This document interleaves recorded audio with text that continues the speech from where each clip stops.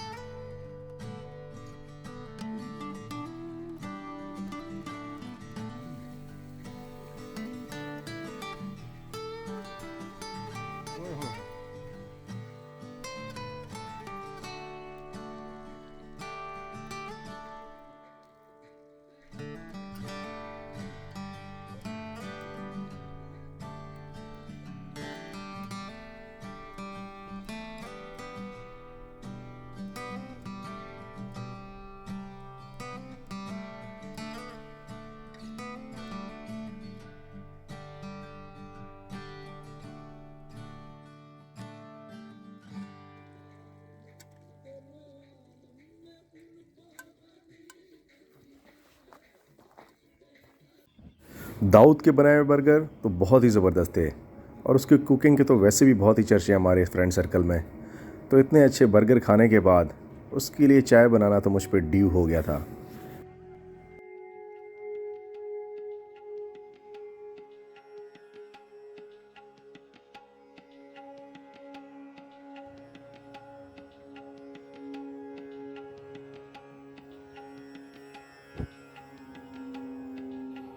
ये है mister Zahid tea expert.